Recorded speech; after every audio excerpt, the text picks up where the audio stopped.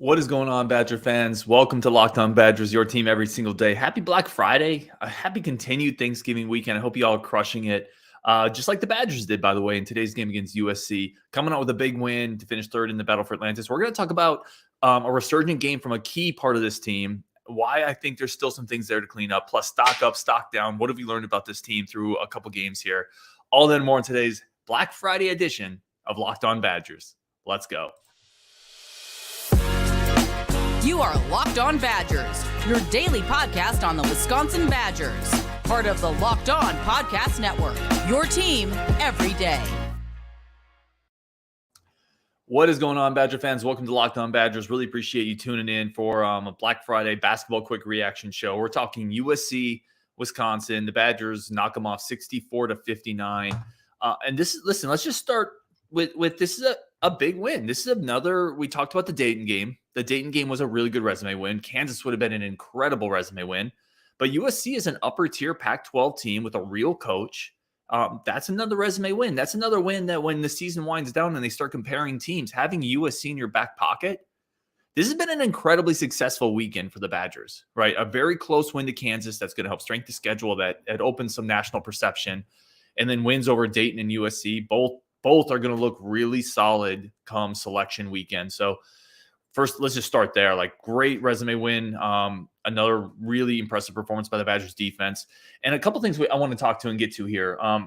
The Badgers gave up 47% from the three-point arc. It's really the first time this season an opposing team has come in and hit a lot of shots from the perimeter, and Wisconsin still won. That's interesting and important because we talked about what's going to happen when what's going to happen when the Badgers run into a team that hits some perimeter shots, because the defense is really good, but we've also talked about they've also been lucky up to this point. Teams aren't going to continue, even against really good defenses. You're not going to continue to shoot 11%. So USC, especially in the second half, they walked into some open looks. There was some uncharacteristically bad Wisconsin defense, and USC made them pay from the perimeter, and Wisconsin still won. That's really important. That's a big deal. Offensive rebounding woes continue for the Badgers. Well, for the Badgers, it's defensive rebounding. For the opposing team, it's offensive rebounding bonanza. USC out-rebounded Wisconsin 10-6 on the offensive end, including a couple in real critical spots. The defensive rebounding killed the Badgers against Kansas, not just on the game-winning shot and the game-tying shot, quite frankly, but throughout the game. And it's looking like against athletic teams, against bigger teams, offensive rebounding is going to be an issue this entire year. It just looks like you don't have Johnny Davis anymore cleaning up. Remember Johnny Davis last year? People may have forgotten about this. Led the Big Ten in defensive rebounding. It's incredible as a guard. And he was cleaning up a lot of those misses, a lot of those energy plays. And so far, the Badgers haven't found that guy who can do that. So offensive rebounding for the other team continues to be an issue for Wisconsin. But now let's flip it around. Wisconsin forced 14 turnovers. They shot pretty well. Yeah, it's a really good win and a very successful weekend tournament. Let's talk about some of the key players here. Some of the things I liked, some of the things I didn't like. Excuse me. 25 minutes from Connor Essegian. That's a big deal to me, right? He's starting to essentially get starter minutes. And I want to hit on something that's discussion's been happening on Wisconsin Badgers forums. I've seen it on Twitter. Should Connor start? And honestly, I don't really want him to start, but I want him to get starter minutes. I kind of want him in that Ginobili role that the Spurs, had always used him in, where Ginobili plays starter minutes, but he comes off the bench. He kind of helps lead the second unit in offense. He provides an instant spark. And I don't think he needs the pressure right now of starting. Although, honestly, if there's anything we've seen from, Essegian, he would not feel pressure with that. He would eat that up because he's kind of got that swagger anyway. But I guess what I'm saying is I have no issue with him not starting. In fact, I kind of like him not starting. But as long as he's getting starters minutes, which he's starting to do now. So I'm cool with that. I like that. I feel like guard from that Dayton game to now is already kind of understood and adjusted to the fact that, Connor needs to play a lot. Let's see what else I like. So Crowell's interesting to me. There's a like and a dislike here for me with Crowell. I'm going to start with the like. Crowell actually had a couple really tough post moves. Didn't shoot the ball well from the perimeter, which I'm going to get to in a second. But in the post, Crowell surprisingly really threw his shoulder around a couple times. Got fouled on one, had a tough bucket on another one. I like seeing that. I would like to continue to see more of that. So I like that from Crowell. And then, like I said, something else I liked, winning against a team that shot well from deep. Like, that shows a different way to win. If you're going to be a good team, you have to be able to win in a couple different ways. You can't only win if you keep a team from shooting well. You have to be able to win some games where they shoot well. The Badgers did it with late game execution, with turnovers, forcing turnovers, and they did it by shooting 41% from three. So they won in a different way today than they won against Dayton. And I think that's impressive. I think that's interesting. A couple things I didn't like. So and if Rajiv was on the show, he would agree with this. At the end of the game, when you're holding ever so tightly onto a tiny lead, you can't lock up and go let Chucky go one-on-one for 3 straight possessions, running 20 seconds of shot clock, and then just let Chucky kind of play one-on-one. You can't do that as Wisconsin because Chucky Hepburn is not Ja Morant. He's not or Johnny Davis. He's not an elite one-on-one player against size and athleticism. And they basically gave away 3 possessions that way. Now, Chucky hit one of those, right? I shouldn't say he gave away 3 possessions because he drove in the paint. He hit that tough floater, but that's not a high percentage shot. That's not a shot you want in those moments to close out the game. In fact, if you're going to go with anybody playing one-on-one to try to close out a game and milk the shot clock, give it to Tyler Wall and then space around Tyler Wall. I really don't like how the Badgers, with a lead late, go into almost a prevent offense where they just try to run 20, 25 seconds of shot clock. They let Chucky try to go one-on-one, and then he puts up not great shots in those situations, to be honest. Now, credit to him for hitting a tough one in the paint, that floater. But I'm telling you, even that's not a high percentage shot. It's not. So I think they got to adjust that. And if you want to just give it to a dude at the end of the game to milk some shot clock and let him go one-on-one, give it to Tyler Wall. Like, he's better. He's just a better player right now, especially offensively. So I really didn't like that. I thought that they really kept the door open for USC by basically giving away a couple possessions. Sure, they ran some clock, but it wasn't good offense. Another thing I didn't like, I really think so. I gave Greg Gard credit for we're starting to see starter minutes for Essegian, right? I think that's really good. It's important. I think that really matters. I think we need to see him initiate more offense. Okay, we've seen him handle the ball. He's not just a shooter. He can handle it well enough, and he has a pretty good passing vision. He's able to keep his head up, find players. Let him initiate more offense, because what we're seeing is we're going large spurts without Connor getting looks or getting shots. Because when Tyler Wall or Chucky Hepburn are initiating the offense, a lot of times if we're not running something specifically for Connor, he's getting lost in the flow. And right now he's the best shooter. Like, he needs more touches. And in that first half, there was a period, quite a long period, where he only had 1 or 2 shots, and it's just not enough. It's not enough. I wouldn't hate seeing him be a little bit more of a secondary playmaker, maybe a little bit more of a secondary, put him in a situation where he can ISO a little bit more and just force the ball into his hands a little bit more, rather than just relying on actions or the ball swinging around to hopefully find him open. So I hope that they can find some other initiators to offense besides Chucky Hepburn. I've already said I think Tyler Wall can be that guy. I think they can play some pick and roll with Tyler Wall being the pick and roll ball handler, because you can let him go downhill, play some pick and pop with him. And that allows you to space Chucky Hepburn, and maybe Chucky gets more open shots like that. Like, Chucky gets a lot of contested shots because he's always the pick and roll ball handler. He's always the initiator. Put him in a corner, pick and roll with Tyler Wall, and maybe you can get Chucky some easier shots too. So just a thought, but I do think they're going to have to find other ways to initiate the offense. A, to free up Chucky a little bit, but B, to get a guy like Connor Essegian. I keep always saying Essegian, but I know it's Essegian. I'm going to work on my pronunciation. But to get him more looks, more open looks. So, those are a couple things I didn't love in this game. Coming up, I have a few comments I definitely want to get to, and then I'm going to do stock up, stock down, and kind of what have we learned from this team? What do we want to see going forward? So that's coming up on Black Friday edition of Locked On Badgers. Really appreciate everybody being here. Today's show is brought to you by our good friends over at BetOnline. BetOnline remains your number one source for all your sports betting needs and information. Just the best place for sports podcasts, live Vegas games, casino betting, as blackjack, roulette, has you covered with every sport: baseball, basketball, golf. I've talked about it. Plus live in-game betting, futures betting. Y'all know I'm in on the Suns to win a title this year. It is what it is. I'm a Suns fan. I bet with my heart, not my head. But you can get on live betting for where people are going to land in the free agency, who's going to win the NFL or the Super Bowl this year. All that's there on BetOnline. Grab your mobile device, head to the website today, learn more about the trends and actions. BetOnline, where the game starts. All right, let's keep getting into this. Let's get a couple comments in too from people who are listening. Badger and Bournemouth, happy Thanksgiving weekend to you, my friend. I know you've been on the comments in the show a lot. Badger and Bournemouth actually had a comment the other day who said, and I really respect this, because this is what I want this community to be. He said, listen, I don't always agree with you or your guests, but happy Thanksgiving.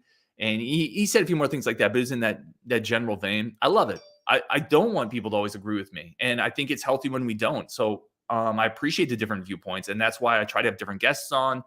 And as long as it's respectful, I'm here for all the discussions. And I'm wrong all the time. I'm also right sometimes, by the way. Like when I said before the season that Connor was going to be a dude. Nailed that one.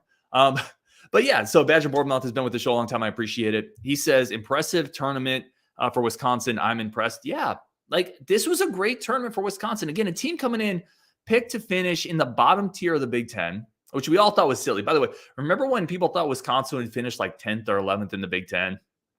I mean, we didn't on this show, but yeah, that's not happening. This team is too solid defensively, and they have enough dudes who have a little bit of juice from the perimeter, and Essegian is a stud. So this team is really good. I mean, really solid. I shouldn't say really good. We don't know if they're really good yet, but it's a solid team for sure. The defense is going to give them a very high floor, and this weekend was very successful. 2 resume wins and an overtime loss to Kansas. Yeah, you're going to take that every day. Zach Bartz. Chucky had a solid game today. What an impressive early season tournament for Wisconsin. Beat Dayton and USC. Should have beat the defending champs. Third is a really solid finish for the team. Yep. Let's talk Chucky for a second, because I know I mentioned, and Zach, thanks for the comment. And it's true. Very solid game for him.